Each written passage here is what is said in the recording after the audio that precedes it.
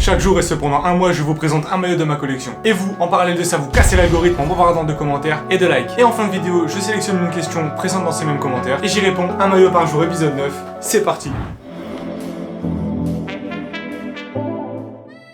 Les amis, bonjour, j'espère que vous allez bien. Alors on est dans un angle différent, tout simplement parce que la caméra est mobile. Je vais essayer vite fait de sortir du cadre de d'habitude. Je vous avais dit que je devais le faire avant, mais il faisait vraiment très chaud dehors. On va tenter ça. Il s'est passé un truc il y a 5 minutes. J'ai pris le trépied qui me sert d'extension, en gros, histoire de tenir la caméra. Et en fait, ma caméra est tombée du trépied de peut-être 80 cm de hauteur sur le bureau. Donc il y a eu une petite goutte là qui a coulé. Enfin bref, on va tenter ça. Je vous emmène pour vous montrer le maillot du jour un peu en extérieur. Je suis vraiment pas à l'aise avec ça, c'est la première fois que je le fais et j'aime vraiment pas me filmer en extérieur, mais bon, on va tester. On se retrouve une fois arrivé au bon endroit. Allez, à tout de suite. Bon, j'ai oublié de vous dire quelque chose avant de partir. J'assume vraiment pas ce que je suis en train de faire, c'est pour ça que je laisse les AirPods, c'est pas parce que j'écoute du gros son, mais comme ça, s'il y a quelqu'un qui passe et qui se demande ce que je suis en train de faire, je peux faire semblant de téléphoner. Bon, et pour ceux qui se posent la question, le frangin n'est pas brûlé, il va très bien. Oh, il a vu le micro. Bon, c'est bon, les explications, on est parti. Bon, en vrai, le combo lunettes plus AirPods, c'est le combo ultime de celui qui assume pas. Ah oui, merde, c'est vrai. On n'a pas vu, mais je me trouve au stade des Costières.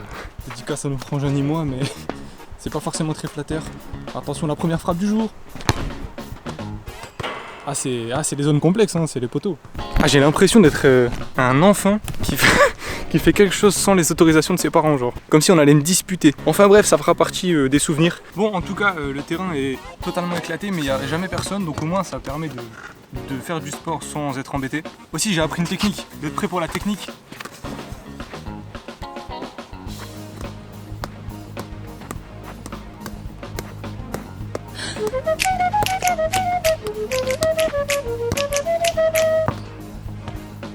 En vérité, ça fait 5 ans que j'ai pas réussi. Alors, maillot du jour. Comme je suis pas forcément très à l'aise. Oh la chute terrible. Oh là là là là là. Oh là là. Je viens de faire tomber la caméra à la fin de ses sauts. Bon, déjà, je pense que le prochain investissement, c'est un trépied qui fonctionne. Parce qu'un système d'attache tout pourri comme ça va pas le faire.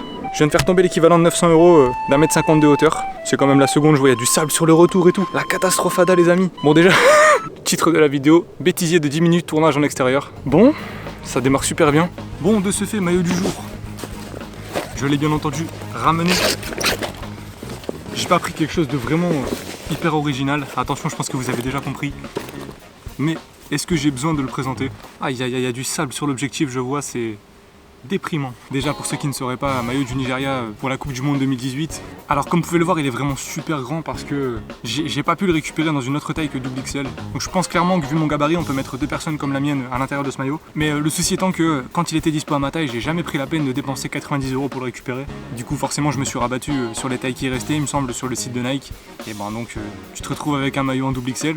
Et j'ai bien longtemps, après l'avoir acheté, récupéré les flocages. Flocage 18, au nom d'Alexis Iwobi. Le flocage est magnifique d'ailleurs. Que dire d'Alexis Iwobi? Donc forcément pas vraiment fan des Gunners, donc pas d'attache particulière aux joueurs. Mais pour l'histoire, neveu du grand Agustín Okocha et un des joueurs phares de cette sélection. Pas de badge de la Coupe du Monde étant donné qu'il coûtait 25 € unité.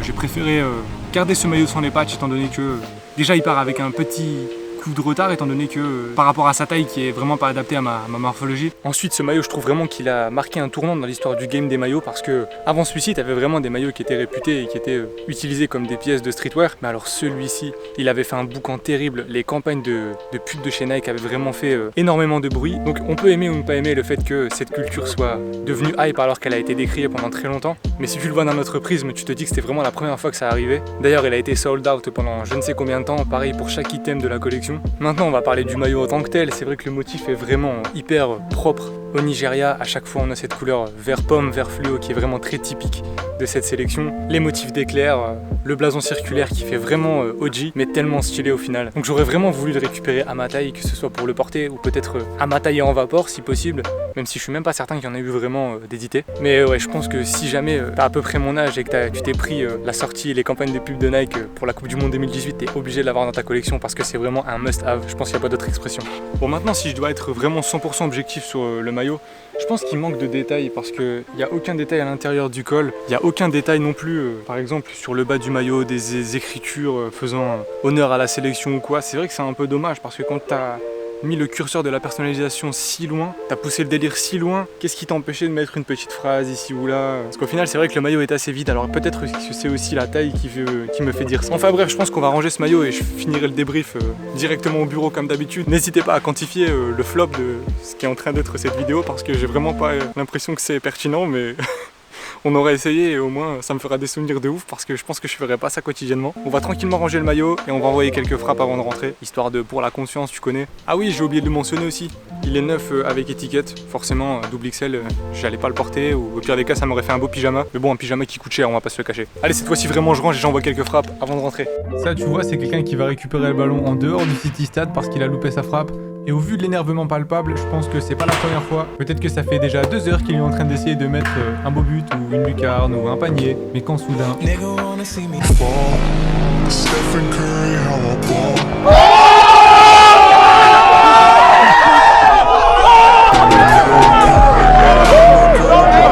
J'allais arrêter, j'en avais marre.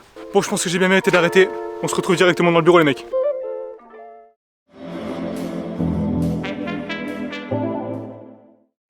Bon ça y est, je suis bien rentré, le montage est terminé. Alors franchement j'ai cassé des barres en le faisant, j'espère que vous allez rigoler. Bon on est bien d'accord que c'était vraiment très ghetto aujourd'hui, mais c'est même le meilleur tournage franchement.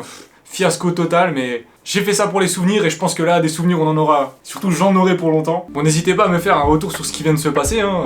Peut-être que vous kifferez, peut-être que vous préféreriez des vidéos tranquilles ici dans le studio. Maintenant je vais répondre à la question du jour de l'ami Nike qui nous demande quel âge as-tu, que fais-tu dans la vie, depuis quand tu suis le foot et pourquoi t'as commencé à suivre le foot. Alors, j'ai 23 ans, bientôt 24 et le dernier épisode d'un maillot par jour sera donc le jour de mon anniversaire le 27 août, donc on en approche vraiment rapidement. Maintenant qu'est-ce que je fais dans la vie? Eh ben écoute, ça fait un an que je développe mon activité, à savoir mon site Footpress, site de flocage et de maillots, et en parallèle j'essaie de faire grandir ma chaîne YouTube, histoire de pourquoi pas vivre de ma passion un jour. À l'heure actuelle il me reste encore un an pour essayer on dira, donc on va essayer de donner le maximum et ça part de ce concept un maillot par jour, histoire de se faire mettre en avant par l'algorithme. C'est pour ça que je vous demande encore du soutien et de spammer les commentaires, histoire d'être vu comme une anomalie par le robot de YouTube et d'être proposé à beaucoup plus de personnes et pourquoi pas croître plus rapidement. Depuis quand est-ce que je suis le foot? Alors je vais pas vous dire que je suis le foot depuis 22 ans et que j'ai des souvenirs de mes premiers matchs en 2000, ce serait vous mentir. Donc je pense m'être vraiment mis à suivre le foot activement depuis 2014. Et donc pourquoi j'ai commencé à suivre le foot? Tout simplement parce que j'ai joué un peu au football,